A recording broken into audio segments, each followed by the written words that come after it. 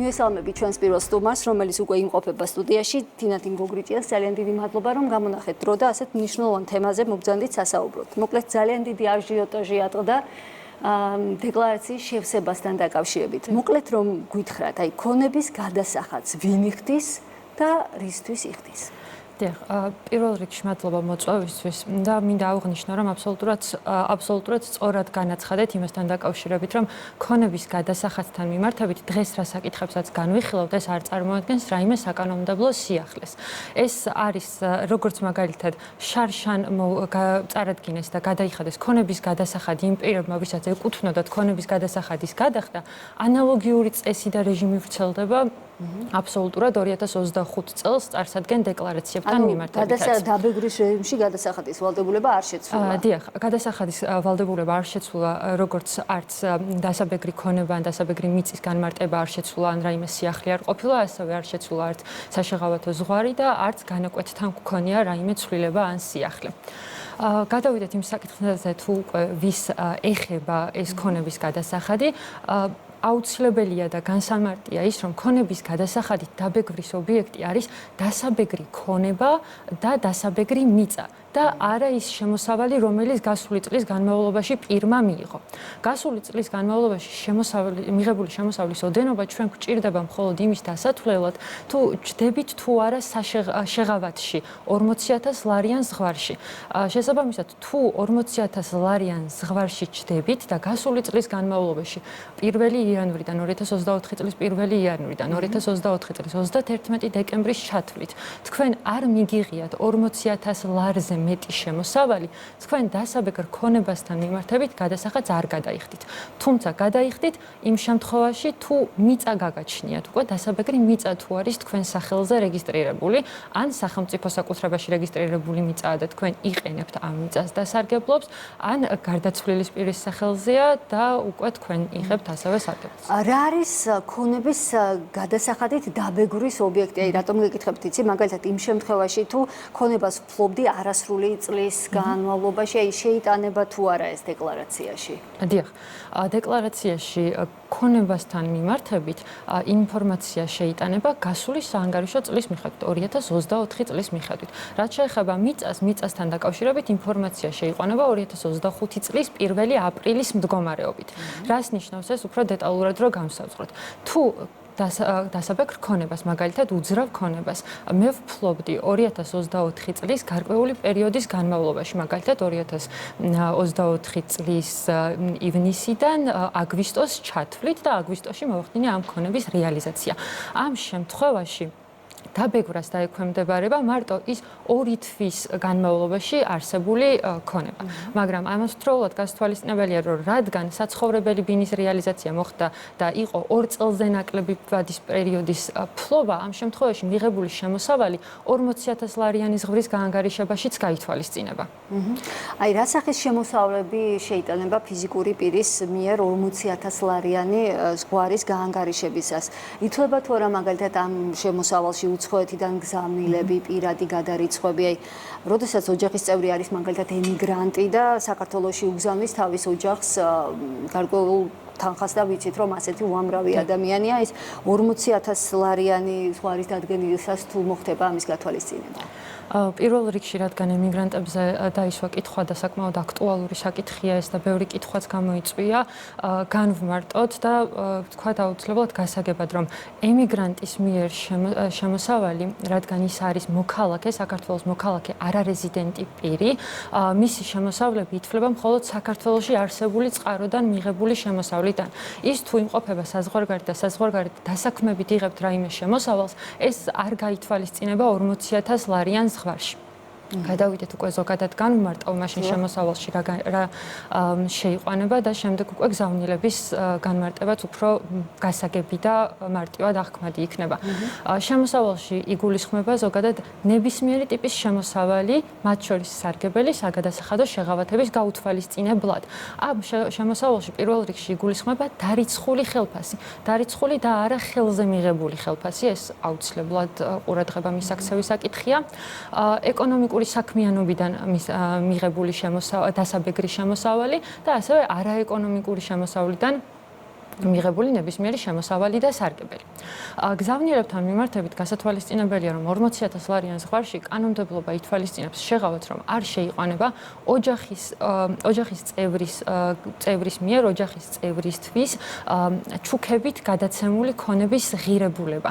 ეს რას გულისხმობს? ქონების ღირებულებაში ასევე იგულისხმება ის ფულადი გზავნილების ოდენობაც, რასაც ემიგრანტების შემთხვევაში ყურადღებას ამახვილებენ და კეთდება აქცენტი.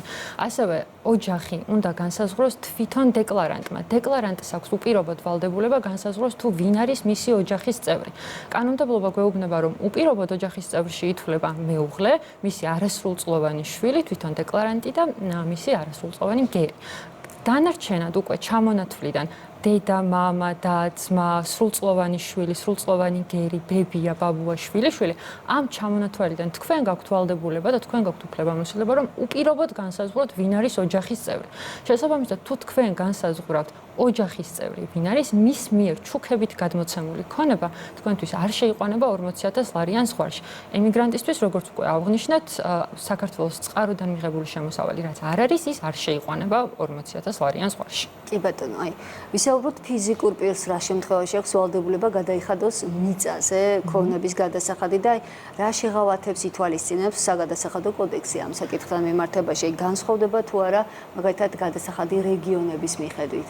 დიახ, მიწასთან დაკავშირებით, აქამდე ვისაუბრეთ ქონებასთან დაკავშირებით და 40,000 ლარიანი ზღვარის გაანგარიშების წესზე.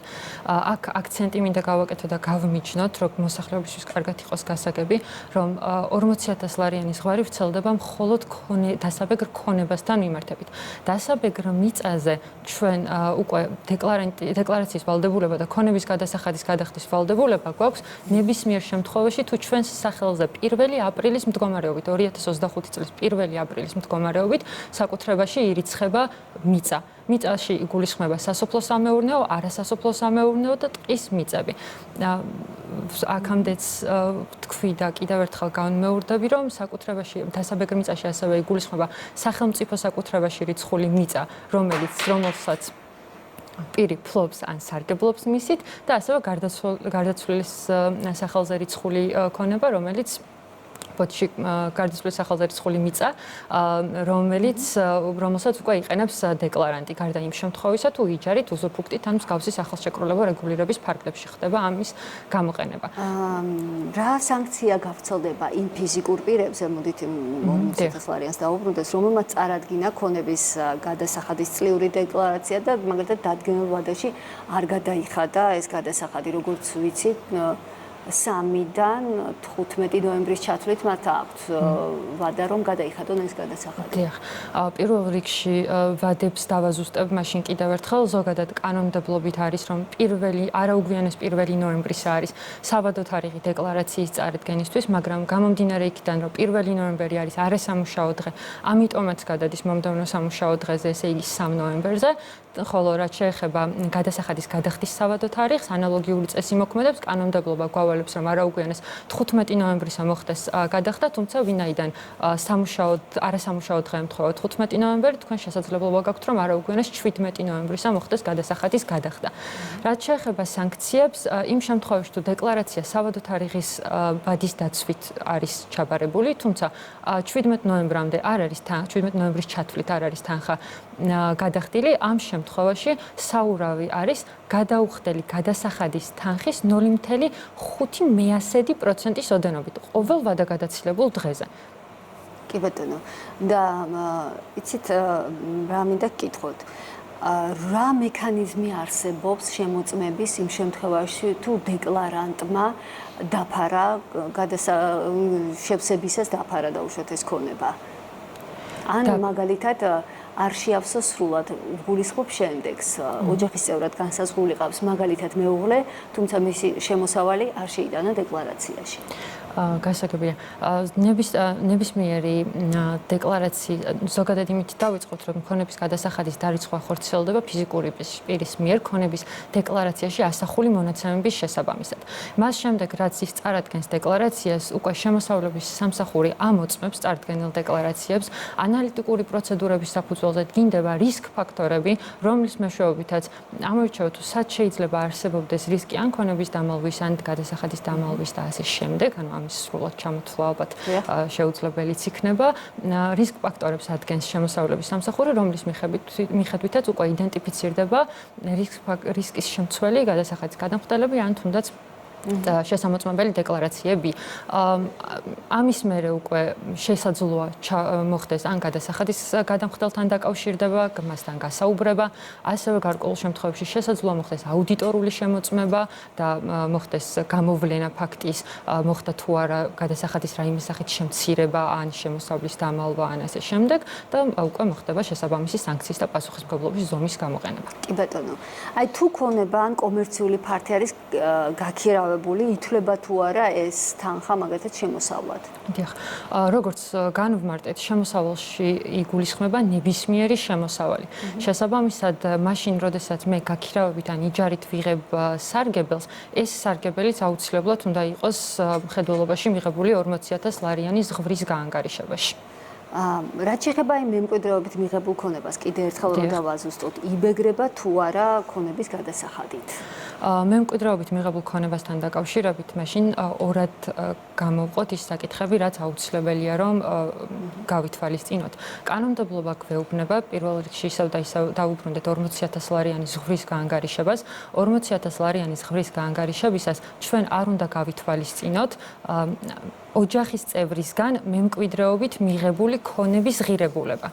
მაგალითად, თუ 2024 წლის განმავლობაში მე მემკვიდრეობით ოჯახის წევრისგან მივიღე ქონება, რომლის ღირებულებაც შეადგენდა 40,000 ლარს, ეს არ შეიყვანება ჩემი 40,000 ლარიანის ზღვრის გაანგარიშებაში.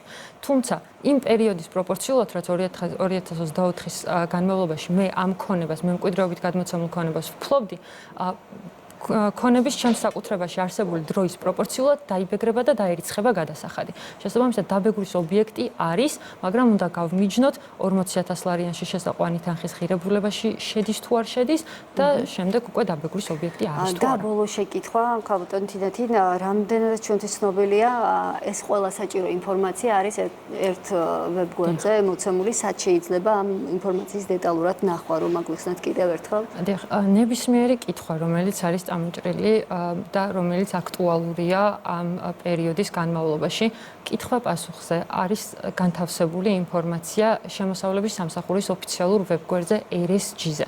ასევე არსებობს ქონების გადასახადის დეკლარაციის კალკულაცია, რომელიც ალბათ დასმული კითხვების 90%-ს გასცემს პასუხს. ამიტომ ჩვენი მოწოდება იქნება აუცილებლად, რომ ქონების გადასახადის კალკულატორი აუცილებლად გამოიყენონ და კარგად გაიგებენ, მოსახლეობისთვის აუცილებლად იქნება გასაგები, თუ როდის აქვთ წარდგენის ვალდებულება, შემოსავლები როგორ უნდა დაიანგარიშონ 40,000 ლარიანის ზღვრის გაანგარიშებაში და მე უკვე თუ უწევთ გადასახადის გადახდა, ეს კალკულატორი ასევე წინასწარ იქნება შესაძლებლობა დათვალონ რა გადასახადის ოდენობა მოუწევთ. ასევე ვიდეო ინსტრუქტაჟია მნიშვნელოვანი რომ იცოდნენ, რომ უკვე თუ დეკლარაციის წარდგენა უწევთ და კალკულატორის მეშვეობით გაიგებენ, რომ უწევთ დეკლარაციის წარდგენა, შემდეგ ამ ინსტრუქტაციის მეშვეობით არის საშუალება რომ მიიღონ ინფორმაცია თუ როგორ უნდა შეავსონ მარტივად დეკლარაცია.